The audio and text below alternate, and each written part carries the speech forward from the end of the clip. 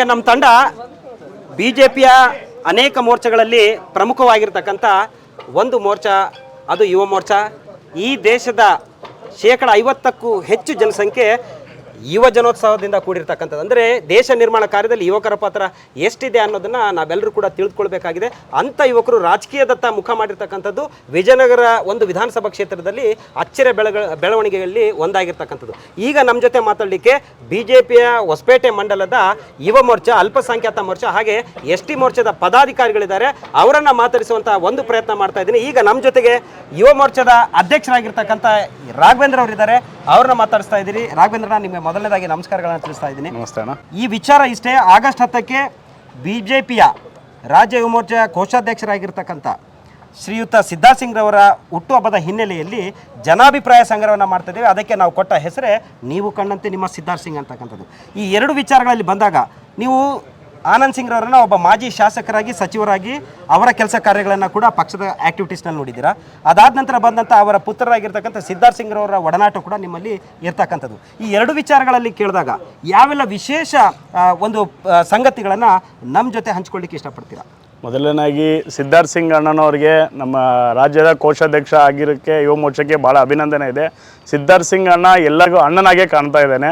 ಸಿದ್ಧಾರ್ಥ್ ಸಿಂಗ್ ಏನೇ ಮಾಡಲಿ ನಾವು ಅವ್ರಿಗೆ ಬೆಂಬಲ ಕೊಟ್ಟೇ ಕೊಡ್ತೀವಿ.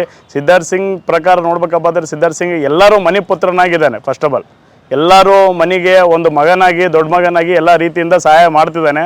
ಅವ್ರ ತಾತ ಆಗಲಿ, ಅವ್ರ ಅಪ್ಪರಾಗಲಿ, ಅವರಾದ್ಮೇಲೆ ನೆಕ್ಸ್ಟ್ ಸಿದ್ಧಾರ್ಥ್ ಸಿಂಗ್ ಅಣ್ಣ ಎಲ್ಲ ಯುವ ಮೋರ್ಚಾದವ್ರಿಗೆ ಮತ್ತು ಎಲ್ಲ ಯುವಕರಿಗೆ ಒಂದು ಸ್ಫೂರ್ತಿಯಾಗಿ ಅವ್ರ ಹಿಂದೆ ಒಂದು ಕಪಿ ಸೈನ್ಯದಂತೆ ನಮ್ಗೆಲ್ಲರಿಗೂ ಹೇಳ್ಕೊಂಡು ಹೋಗ್ತಾ ಇದ್ದಾನೆ. ಇವಾಗ ಸಿದ್ಧಾರ್ಥ ಅಣ್ಣ ರಾಮ ಆದರೆ ಅವ್ರ ಹಿಂದೆ ನಾವು ಲಕ್ಷ್ಮಣ ಅಂತಾರ, ಲಕ್ಷ್ಮಣದಿಂದ ಆಂಜನೇಯ ಥರ ಹೆಂಗಿದೆಯಲ್ಲ, ಹಂಗಾಗಿ ಸಿದ್ಧಾರ್ಥ ಅಣ್ಣ ವಿಜಯನಗರ ಕ್ಷೇತ್ರವನ್ನು ಮತ್ತು ನಮ್ಮ BJP ತಂಡವನ್ನು ಸೋಲ್ಲಿ ಗೆಲ್ಲಿ ಅದರಿಂದ ಮೇನು ನಾವು ಇದ್ದೀವಿ ಅಂತೇಳಿ ಸಿದ್ಧಾರ್ಥಣ್ಣ ಎಲ್ಲ ರೀತಿಯಿಂದ ನಮಗೆಲ್ಲ ಸಹಕಾರ ಕೊಟ್ಟು, ಸಿದ್ಧಾರ್ಥಣ್ಣ ನಾನು ಇದ್ದೀನಿ, ನಿಮಗೆಲ್ಲ ಹಿಂದೆ ನಾನು ಯಾವಾಗಲೂ ಇಡ್ತೀನಿ ಅಂತೇಳಿ ಪ್ರೋತ್ಸಾಹವನ್ನು ಕೊಡ್ತಿರೋದಕ್ಕೆ ಸಿದ್ಧಾರ್ಥಣ್ಣಗೆ ನಾವು ಹೃದಯಪೂರ್ವಕ ಅಭಿನಂದನೆಯನ್ನು ತಿಳಿಸ್ತಾ ಇದ್ದೀವಿ. ನಮ್ಮ ಜೊತೆ ಅಲ್ಪಸಂಖ್ಯಾತ ಮೋರ್ಚಾದ ಉಪಾಧ್ಯಕ್ಷರಾಗಿರ್ತಕ್ಕಂಥ ಬುಡೇನವರಿದ್ದಾರೆ. ನಾವು ಅವರಿಗೆ ಮಾತಾಡಿಸುವಂಥ ಪ್ರಯತ್ನ ಮಾಡ್ತಿದ್ವಿ. ನಮಸ್ತೆ ಬುಡೇನಣ್ಣ, ತಮಗೆ ನಮಸ್ತೆ. ನೀವು ಕಂಡಂತೆ ನಿಮ್ಮ ಸಿದ್ಧಾರ್ಥ್ ಸಿಂಗ್ ವಿಷಯವಾಗಿ ಏನೆಲ್ಲ ವಿಷಯಗಳನ್ನು, ಸಂಗತಿಗಳನ್ನು, ವಿಚಾರಗಳನ್ನು, ಕೆಲಸಗಳನ್ನು ನಮ್ಮ ಜೊತೆಗೆ ಹಂಚ್ಕೊಳ್ಳಿಕ್ಕೆ ಇಷ್ಟಪಡ್ತೀರಾ?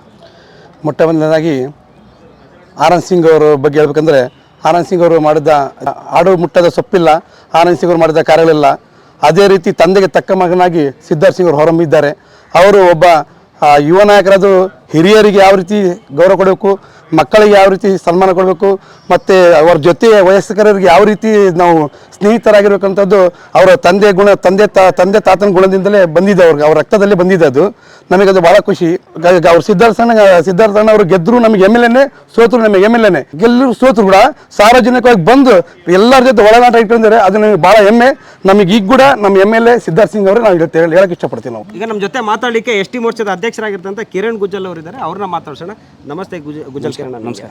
ನೀವು ಕಾಣಂತೆ ನಿಮ್ಮ ಸಿದ್ಧಾರ್ಥ್ ಸಿಂಗ್ ಅಂತ ವಿಷಯ ಬಂದಾಗ ಯಾವೆಲ್ಲ ಸಂಗತಿಗಳು, ಯಾವೆಲ್ಲ ಕೆಲಸಗಳು ನಿಮ್ಮ ಕಣ್ಮುಂದೆ ಹಂಗೆ ಬರ್ತದೆ? ಎಲ್ರಿಗೂ ನಮಸ್ಕಾರ. ಸಿದ್ಧಾರ್ಥ್ ಸಿಂಗ್ ಅವರು ಏನು ಅಂದರೆ ಯುವ ಅಂತ ಹೇಳ್ಕೊತೀನಿ. ಯಾಕಂದರೆ ಯುವಕರಿಗೆ ಶಕ್ತಿ. ಯಾಕಂದರೆ ಹೊಸಪೇಟೆಯಲ್ಲಿ BJP ಅಂದರೆ ಬರೀ ದೊಡ್ಡವರು ಇರ್ತಾರೆ, ದೊಡ್ಡ ಯಜಮಾನರುಗಳೇ ಮಾಡ್ತಾರೆ ಅನ್ನೋದಿತ್ತು.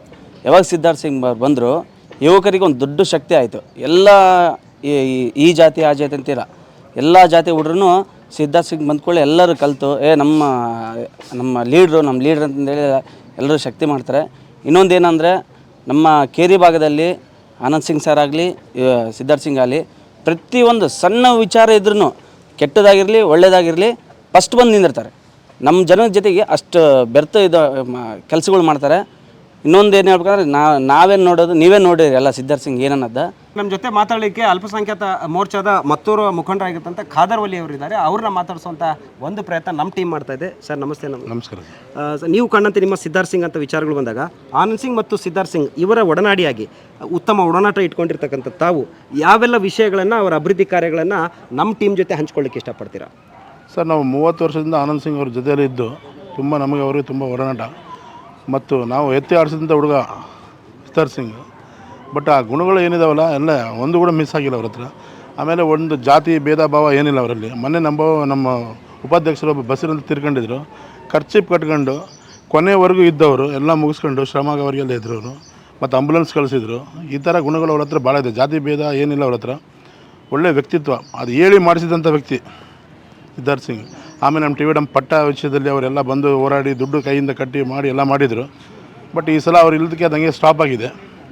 ಬಟ್ ತುಂಬ ಬಡವರಿಗೆ ಅವ್ರ ನೀರಿಂದ ಇವಾಗಿಂದಂತಲ್ಲ, ಅವರು ರಾಜಕೀಯದಲ್ಲಿ ಬಂದಿಲ್ಲ, ಅವಾಗಿಂದ ಅವ್ರು ಹಿಂದೆ ಇದ್ದೀವಿ ನಾವು.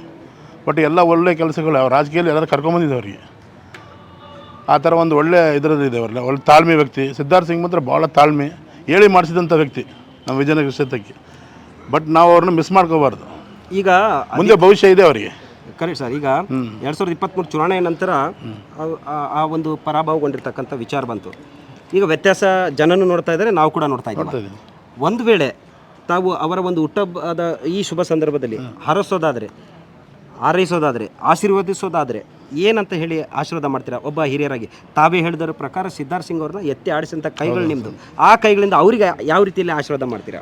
ಸರ್, ಅವ್ರು ಚೆನ್ನಾಗಿ ಬೆಳಿಬೇಕು, ಇನ್ನು ಒಳ್ಳೆ ದೇವರಿಗೆ ಒಳ್ಳೆ ಇದು ಮಾಡಬೇಕು, ಒಳ್ಳೆ ಆಯುಸ್ ಕೊಡಬೇಕು. ಇನ್ನು ಬೆಳೀತಾರೆ. ಸೋಲು ಅನ್ನೋದು ಮನುಷ್ಯನಿಗೆ ಒಂದು ಸ್ಟೆಪ್ ಇದ್ದಂಗೆ, ಅದು ಸೋಲಲ್ಲ, ಅದು ನಮ್ಮ ಲೆಕ್ಕಕ್ಕೆ ಅದೊಂದು ಇದು ಸುನಾಮಿ ಇದ್ದಂಗೆ. ಅದು ಎಲ್ಲರಿಗೂ ಒಂಥರ ಸುನಾಮಿ ಬಂದಂಗೆ ಬಂತದ್ದು, ಅದರಲ್ಲಿ ಇವರು ಹೋದರು. ಅದನ್ನು ಸೋಲು ಅಂತ ನಾವು ಹೇಳೋಕ್ಕೆ ಇಷ್ಟಪಡೋದಿಲ್ಲ. ಬಟ್ ಅಂಥ ವ್ಯಕ್ತಿ ನಮ್ಮ ವಿಜಯನಗರಕ್ಕೆ ಬೇಕು. ಬರ್ತಾರೆ, ಮುಂದೆ ಗೆಲ್ತಾರೆ, ಅವ್ರು ಮಾಡ್ತಾರೆ. ಈ ಭರವಸೆ ನಮ್ಮ ಮಾಡಬೇಕು. ಅವರು ನಮ್ಮ ಆಶೀರ್ವಾದ, ಎಲ್ಲರ ಆಶೀರ್ವಾದನೂ ಬೇಕು ವಿಜಯನಗರ. ಈಗ ನಮ್ಮ ಜೊತೆ ಮಾತಾಡಲಿಕ್ಕೆ ಮಂಡಲದ ಕಾರ್ಯದರ್ಶಿಗಳಾಗಿರ್ತಕ್ಕಂಥ ಯುವಕರು ಆಗಿರ್ತಕ್ಕಂಥ ನಟರಾಜ್ ಅವರು ಇದ್ದಾರೆ. ಅವ್ರು ಹೇಳ್ತಾರೆ, ಕೇಳೋಣ. ಹೇಳಿ.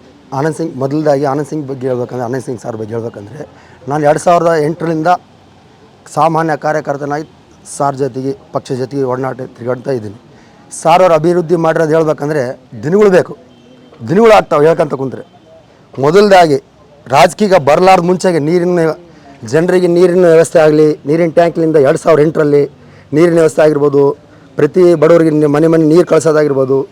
ಅದಾದಮೇಲೆ ಮತ್ತೊಂದು ಸ್ಟೆಪ್, ಹಾರ್ಟ್ ಆಪ್ರೇಷನ್. ನನ್ನ ಸ್ನೇಹಿತ ನಾಗೇಂದ್ರ ಅಂತೇಳಿ ಇವತ್ತು ಚಿಕನ್ ರೈಸ್ ಬಂಡಿ ವ್ಯಾಪಾರ ಮಾಡ್ತಾನೆ. ಸಣ್ಣ ಮಗುಗೆ ಹಾರ್ಟ್ ಆಪ್ರೇಷನ್ ದುಡ್ಡು ಸಹಾಯ ಮಾಡಿದ್ದಾರೆ ಅವಾಗ 2008ರಲ್ಲಿ. ಹಾಗೆ 2008, 2009, 10 ಪ್ರತಿಯೊಂದು ರೋಡ್ ಆಗಿರ್ಬೋದು, ರಸ್ತೆ ಆಗಿರ್ಬೋದು, ಯಾವುದೇ ಕಾಮಗಾರಿ ಆಗಿರ್ಬೋದು, ಬಡವರು ಸಹಾಯ ಮಾಡಿರ್ಬೋದು. ಕೋವಿಡ್ ಟೈಮ್ನಲ್ಲಿ ಕಿಟ್ ಕೊಟ್ಟಿರ್ಬೋದು, 60,000 ಎಷ್ಟು ಕಿಟ್ ಇದಾವೆ. ಹಾಗೆ ಮನೆಗೆ ಬಡವ್ರ ಮನೆ ತಲುಪಿಸಿದ್ದೇವೆ ನಾವು. ಕೈ ಜೋಡಿಸಿ ಸಾರ್ ಜೊತೆಗೆ ಮನೆಗೆ ಕಿಟ್ ಆಗಲಿ, ಯಾವುದೇ ವಿಷಯ ಆಗಲಿ, ಪ್ರತಿಯೊಂದು ಚಾಚು ತಪ್ಪದೆ ಅಂತ ಬಡವರು ಸಹಾಯ ಮಾಡ್ಕೊಂಡು ಬಂದಿದ್ದಾರೆ. ಯಾವುದೇ ದೇವಸ್ಥಾನ ಕಟ್ಟೋದಿರಲಿ, ಯಾವುದೇ ಇರಲಿ, ದೇವಸ್ಥಾನ ಅಭಿವೃದ್ಧಿ ಮಾಡೋದಿರಲಿ, ಪ್ರತಿಯೊಂದು ತೊಗೊಳ್ಳಿ. ರಸ್ತೆ ಕಾಮಗಾರಿ ನೋಡಿ, ಈಗ ಸಿಟಿಗೆ ಹೊಸಪೇಟೆ ತಿಗೋಣ ಬನ್ನಿ, ಎಷ್ಟು ಬೆಂಗಳೂರಿಗೆ ಹೋದಂಗೆ ಆಗುತ್ತೆ.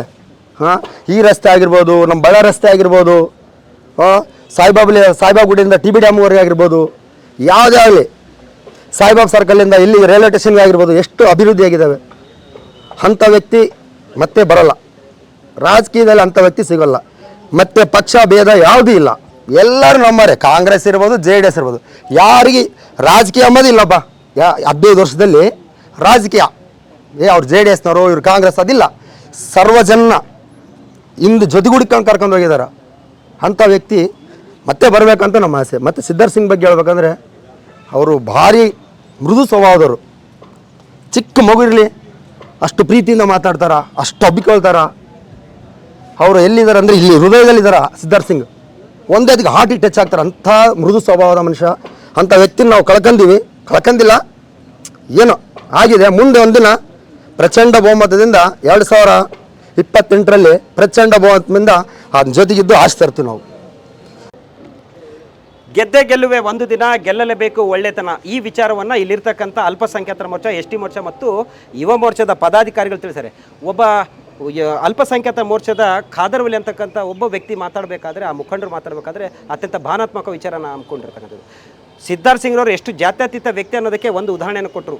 ಅಲ್ಪಸಂಖ್ಯಾತ ಸಮುದಾಯದ ಮತ್ತು ಭಾಜಪಾದ ಒಬ್ಬ ಮುಖಂಡ ಕೋಲಾರದಲ್ಲಿ ತೀರ್ಕೊಂಡಾಗ ಅಲ್ಲಿಂದ ಅವ್ರನ್ನ ಆಂಬ್ಯುಲೆನ್ಸ್ನಲ್ಲಿ ಅವರ ಪಾರ್ಥಿವ ಶರೀರವನ್ನು, ಅವರ ಒಂದು ಶವವನ್ನು ತರಲಿಕ್ಕೆ ಬೇಕಾಗಿರ್ತಕ್ಕಂಥ ವ್ಯವಸ್ಥೆಗಳನ್ನು ಮಾಡಿ, ಅವರ ಒಂದು ಶವ ಸಂಸ್ಕಾರ ಮತ್ತು ವಿಧಿವಿಧಾನ ಎಲ್ಲ ಅಂತ್ಯ ಸಂಸ್ಕಾರ ಆಗುವವರೆಗೂ ಕೂಡ ಜೊತೆಗಿದ್ದು ಆ ಒಂದು ಮುಸ್ಲಿಂ ಸಂಪ್ರದಾಯದ ಪ್ರಕಾರ ಏನೆಲ್ಲ ಆ ಒಂದು ಸಂಪ್ರದಾಯಗಳಿದೋ ಆ ಸಂಪ್ರದಾಯಗಳಲ್ಲಿ ಕೂಡ ಸಂಪೂರ್ಣವಾಗಿ ಅವರು ಇದ್ದು, ಅವರ ಕೊನೆ ಗಳಿಗೆಯಲ್ಲಿ ಅಂತಿಮ ಯಾತ್ರೆಯಲ್ಲಿ ಕೂಡ ಭಾಗವಹಿಸಿ ತಾವೊಬ್ಬ ಪ್ರಶ್ನಾತೀತ ನಾಯಕ ಅಂತಕ್ಕಂಥ ವಿಚಾರವನ್ನು ಸಾಬೀತು ಮಾಡಿ ತೋರಿಸ್ತಾರೆ. ಅಂತಹ ವ್ಯಕ್ತಿಯ ಒಂದು ಸೇವೆಯನ್ನು ನಾವು ಬಳಸ್ಕೊಳ್ಬೇಕಾಗಿತ್ತು, ಅದು ಆಗಿಲ್ಲ. ಆದರೆ ಮುಂದಿನ ದಿನಗಳಲ್ಲಿ ಅಂಥ ತಪ್ಪು ಆಗಲಿಕ್ಕೆ ಬಿಡೋದಿಲ್ಲ. ಅವರೇ ನಮ್ಮ ಮುಂದಿನ ನಾಯಕ ಅನ್ನುವಂತಹ ಒಂದು ವಿಚಾರವನ್ನು ಇಲ್ಲಿರ್ತಕ್ಕಂಥ ಎಲ್ಲ ಯುವ ಪೀಳಿಗೆ ಹೇಳಿದೆ. ಅವರಿಗೆ ನಮ್ಮ ಆನಂದ್ ಸಿಂಗ್ ಆರ್ಮಿ ತಂಡ ಹೃದಯಪೂರ್ವಕ ಧನ್ಯವಾದಗಳನ್ನು ತಿಳಿಸ್ತಾ ಇದೆ. Thank you. ಹುಟ್ಟುಹಬ್ಬದ ಶುಭಾಶಯಗಳು ಸಿದ್ಧಾರ್ಥ ಸಿಂಗ್.